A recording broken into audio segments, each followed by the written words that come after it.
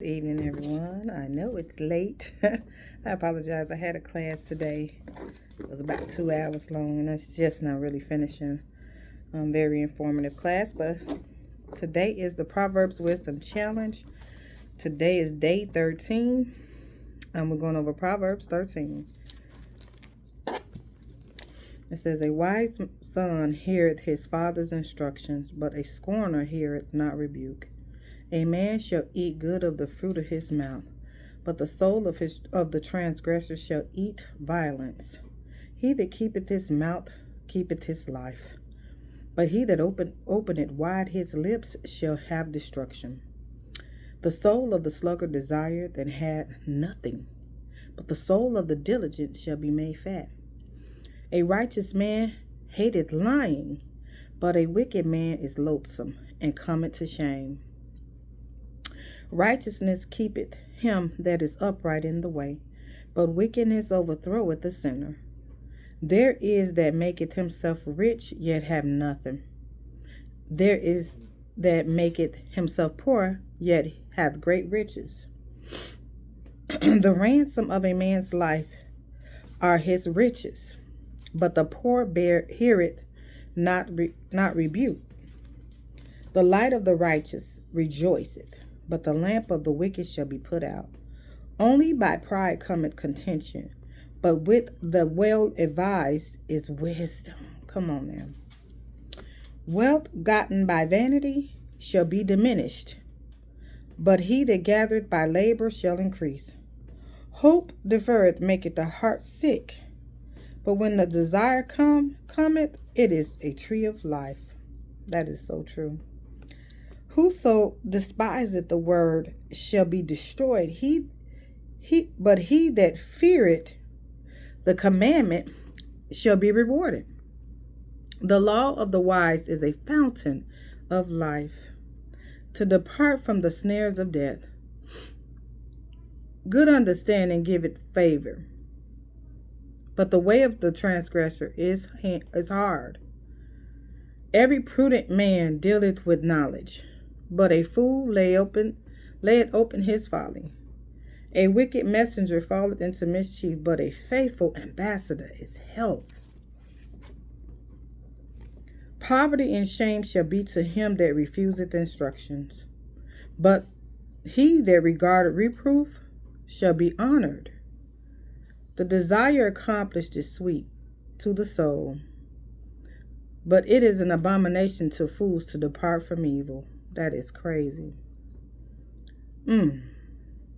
"He that walketh with the wise men shall be wise, but a companion of fools shall be destroyed. Evil pursueth sinners, but to the righteous good shall be repaid.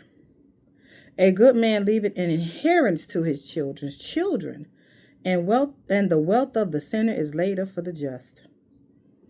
Much food is in the tillage of the poor, but there is that is destroyed for want of judgment. He that spareth his rod hateth his son, but he that loveth him chasteneth him betimes.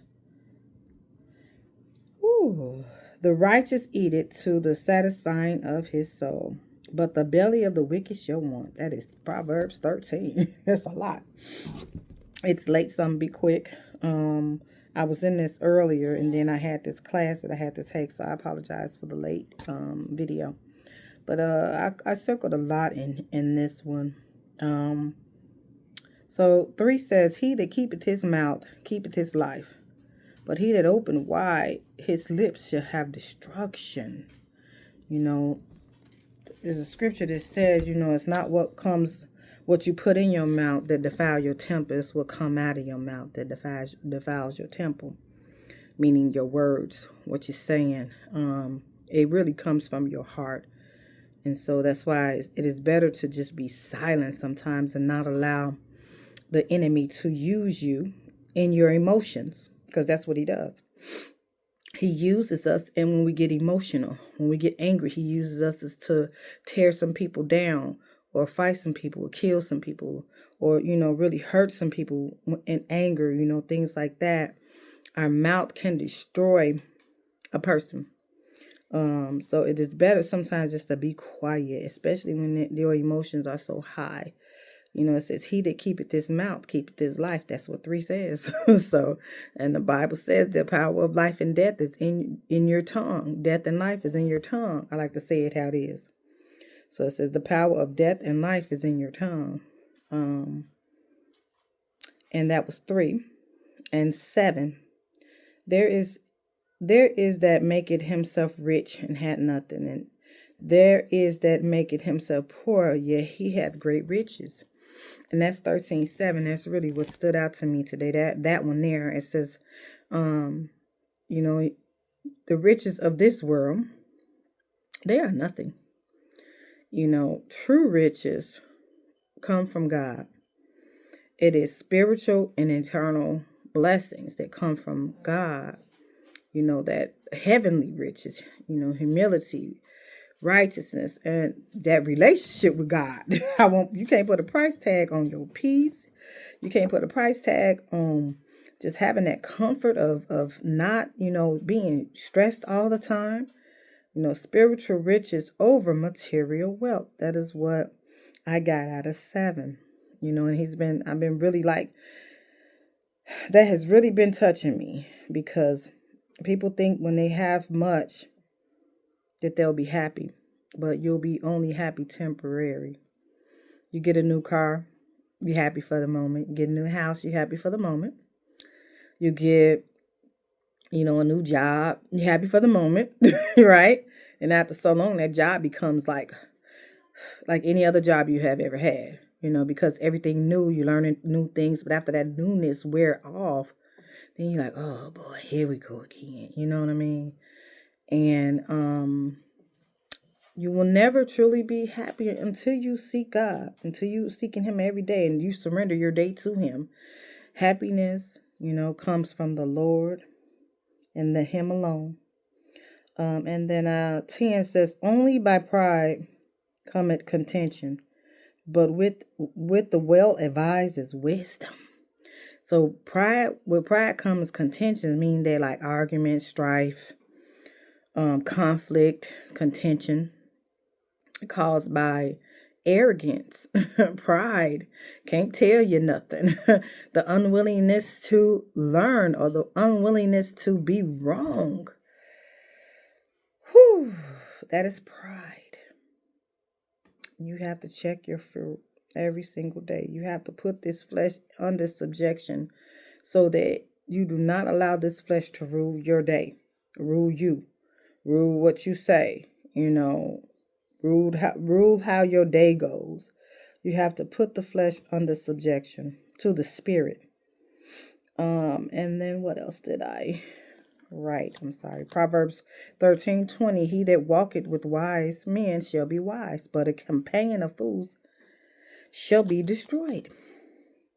Pick your inner circle wisely. I can't stress that enough.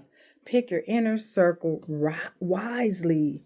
I've only had 2 friends in my whole life that I allowed to get close to me, and that was as teenagers. Not even really younger than that, And I didn't have a desire to get more friends. I just never did. I had 4 sisters, and that was enough, So I just really pretty much just them 2 friends that I had in high school. That was it for me. I just didn't. And then I gained more sisters, when I got married. So I didn't desire a lot of friends. But it says to pick your inner circle. I said this, pick your inner circle wisely. I did right. I only had 2 friends growing up. I didn't allow a lot of people to get close to me. I always knew that I was just different. I thought different than people. I wanted to learn more. I kept getting knowledge on my own. I went to school, but I also would just get knowledge on my own. And I just knew that God was going to use me for something different than, I was going to be used. And this is where he's using me. He's prepping me. He's teaching me things as I'm going along the way. You can never, ever learn too much. So he set us apart. He does. People like, they think they all this and that. But it's not even that. It's just that God, when God set you apart for something, greater than yourself, you gonna be different. You gonna be like a loner, I'm gonna say. But I love being around people, I do. But you got to set yourself aside and get in tune with God. I say he didn't allow me to fall into a path of destruction. He ordered my steps without me even seeking him or reading the word. He protected me from so many bad things and so many bad people in my path. On up. He didn't allow me to do, go down the wrong path too long. I ain't saying I got into a mess too, but at the end of the day, he ordered my steps. He allowed me to get married young, raise my children with my husband. He allowed me to stay on a job for 20 plus years. And then when it was time for me to come off, he took me off. And I'm okay, And now I just have to be obedient to his word, So I just wrote all this because in here he's talking about the paths of the righteous and the path of, the folly. And this just showed me that in my early life, I wasn't reading the Bible, I wasn't seeking him, but he still covered me. He still kept me. He still directed my path. He still was speaking to me back then. I just didn't know how to listen to the voice of God. I thought some of them thoughts was my own thoughts, right? But they weren't. That was that inner man talking to you. And so he just kept me, and I thank him for that. But wisdom and peace comes from humility, being able, to take some sound advice, some sound doctrine, willingness to learn and listen and learn. So, listen is a skill. Listening is a skill, and most people don't listen. They be just waiting to answer. Not even answer, but waiting to give their opinion of something. So they really not listening to you. So that's what I've been like really strategic about: listening, waiting to talk, waiting to speak, and you're going to get your turn to talk. But the main key thing is to listen, But that's all I had for tonight. I love you guys. I thank you for going with me on this journey this month. It's been a pleasure. I've been getting so much out of this. I've been feeding my spirit, and I thank God for it. Well, I will get on here tomorrow, go over Proverbs 14. I hope you guys have a blessed evening. Be safe out. Be safe. And hopefully you guys can read it, so it's good to hear, but sometimes when you reading it, it gets right up in here. All right. Well, be good night, and I will talk to you guys tomorrow. I love you.